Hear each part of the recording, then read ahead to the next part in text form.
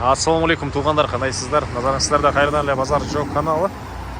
Бүгін сіздерге мен Ағоргөдөн бир сатуучу көргөзмөкчүмүн. Биринчи болуп баруу жолун түшүндүрөйүн. Мен турган жер Кербес көчөсү жана Ахунбаева көчөсүнүн кесилишинде турам. Ушул жерден бир аз түнүктү карай жүрөсүздөр.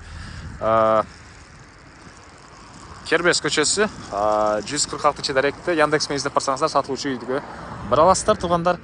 Так, дагы эмне маалымат? Бул жерден шаардын бурчусуна жүргөн маршрутка автобустар бар экен туғандар.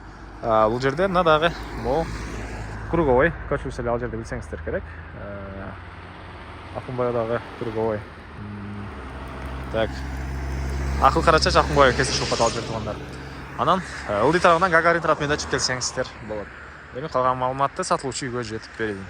Мынакей туғандар, келүү жолун түшүндүргөнчү бүгүнкү чыгыштагы сатылуучу үйгө да жетип келип калдым. Мынакей бул үйүбүздүн көчө тараптан көрүнүшү жана Кербес көчөсү менен келесиздер. Оң тарапка мындай кирген заезд бар. Ушундай семерка деп коюп беле туғандар. Ушундай корого киресиздер. Мына үйүбүз бул жагында жайгашкан. Үйдө туғандар коросунда жана көчө тарабында күзөтүү камералары орнотулган. Анан үйдүн ички тарабынан дагы дарбазаны ачып жапканга бирөө келсе ошол дарбазаны ачканга эмеси бар экен. Сырттан келип пульт менен эле туғандар дарбазаны ачып жапсаңыздар болот экен, машинаден түшпөй эле. Ушундай системалар, техникалар баары орнотулуп тур. Көрүп тургансыздардай дарбаза бул сүрүлүп ачылып чыгып экен. Жанагы айткандай пульт менен эле бассаңыздар ары карап сүрүлүп ачылып чыгат. Андан ары мынакей дарбазадан кирсеңиздер машина койгонго жайы. Жалпысынан участогунун аянты туғандар 5,5 соток. Документтери боюнча кызыл китеп, техпаспорт, бардык документтери бар. Ушундай чоң үй туғандар. Үй болсо узун турасы 12ге 10, толук түрдө кызыл кирпич менен бүтүрүлгөн. Плюс үйдө тараптан балкон сыяктуу жери бар туғандар.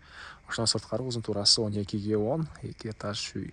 Стенасы 1,5 кирпич менен, кызыл бышкан кирпич менен салынган, жана сырткы тарапы утеплять этилип, анын сырткы тарабынан мына травертин менен жасалган.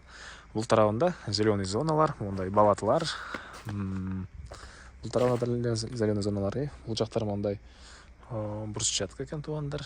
Мынакей бул жактары дагы. Так, үйүбүздүн бул чыгыш тарабынан көрүнүшү. Мына күзөтүү камералары бар орнотулган. Электр энергиясы 3 фазалуу, суусу бар. Природный газ бар жана киргизилген, центральный канализация бары кошулган туғандар. Участокко тегелентен мондай забор менен тосулган. Бул үйүбүздүн негизи кирүүчү эшиги жайгашкан жагы түндүк тарабы болуп калат. Келесиздер, тепкичтер бул жагында терраса и отоплениянын котелу жайгашкан бөлмөсү. Ал жагында террасанын төрүндө очаканасы бар экен, жана бул жакта кошунага чейин дагы бош кенен аралык бар. Азыр бул жактарда видеонун жүрүшүндө көргөзөм. Биринчи болуп силерге үйүбүздүн ички тарабын көргөзөйүн. Мынакей тепкичтер жана бул эшиктен кирсек прихожкасы. Мынакей. И бул жагында гардероб үчүн бөлмөсү жана бул негизи кирүүчү эшик. Мынакей туғандар, андан ары бул жакта мондай коридор. Коридордон калган бөлмөлөргө өтүп кете алабыз. Полдор ламинат, дубалдары мына көрүп турсаңыздар ремонт, люстралары.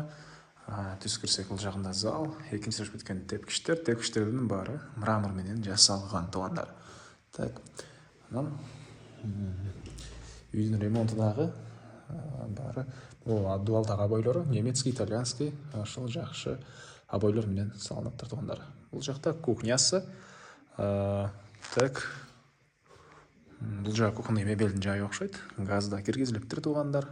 Суу чыгарылып, ракайнанын жайы орнотулган жана очакана тарапка, терраса тарапка бул жактан чыксаңыздар болот. Так, андан ары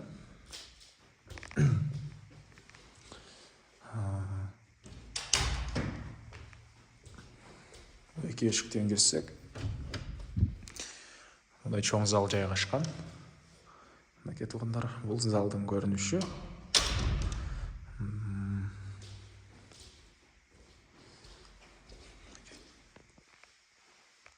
Бул залдын көрүнүшү, түштүк тарабынан катарган терезелери. отоплениянын батареялары. Теплый пол да бар, туғандар отоплениянын батареясы да бар. Теплый полу бұл санузелдерде жана кухняда теплый пол бар, туғандар.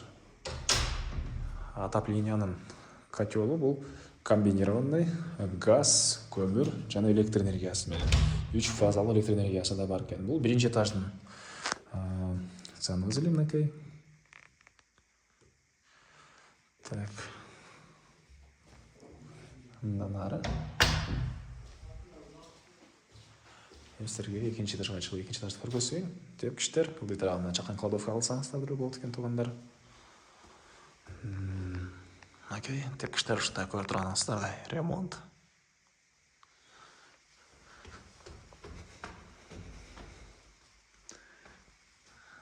Окей, туугандар.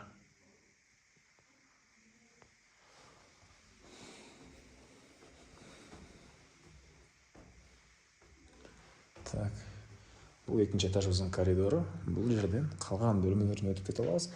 Тепкичтен чыгып эле оң тарапты карай кирсек, бул жерде родительский спальня экен. Өтө кенен чоң бөлмө экен, туугандар. Окей.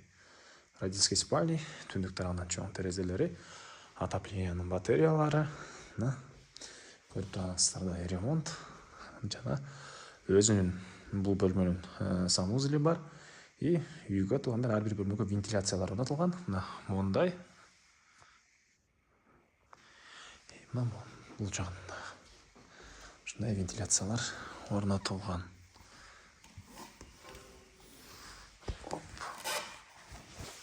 Бир колдо телефон болсо бир аз ыңгайсыз болот экен көргөзүүгө. Ушундай вентиляциялар туугандар. Так, андан ары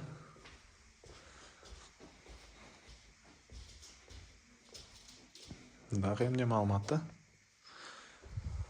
Бул тарапта болсо родительский спальнянын өзүнүн санузели. Окей. Үйдүн коросунда видеонаблюдение, ал жөнүндө да айттык.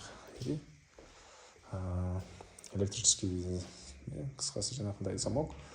Үйдүн ички тарабынан эле дарбазаны ачканга жана пульт алыстан машинеңизден көрөт эле пульт менен чоң дарбазаны ачып жапкансаңыз болот. Бул жагы экинчи этаждын общий санузели, душ, раковиналар, унитазы жана көрүп турганыңыздардай ремонт туугандар. Окей. Так. Анан бул жакта дагы бир спальня бөлмө. Мебелдин жайы. Дуалдар, немецкий, итальянский обой. Полдор мондай ламинат туугандар.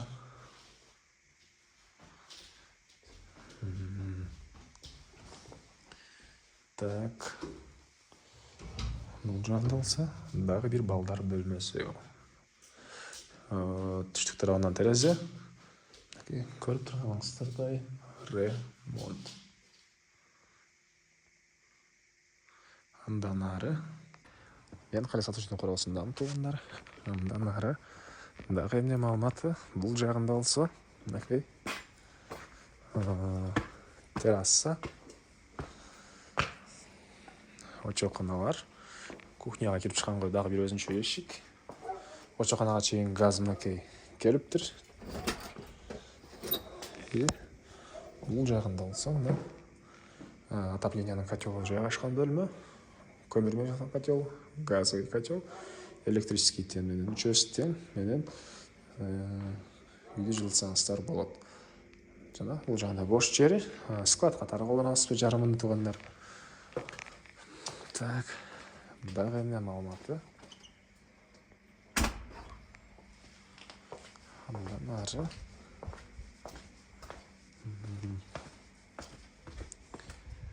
бул жагында кенен мондай бош жери. Бул үйдүн батыш тарабынын көрүнүшү туугандар. Үйдүн баасы болсо туугандар 250 000 доллар сурап атыптыр. Анан дагы сүйлөшүү болот. Звонок кылып сүйлөшүп көрүңүздөр. Эсин номери экранда жана описанияда эсител деп жазылып турат. Аны ушундай үй издеген достор менен туугандар менен видеону силер бөлүшсөңүздөр, мага үй ээсине чоң жардам берген болосуздар, жана үй издеген тууганыңызга да чоң жардам берген болосуздар. Анда эмесе мен силер менен коштошом туугандар. Кийинки чыгарышка чейин саламатта калыңыздар.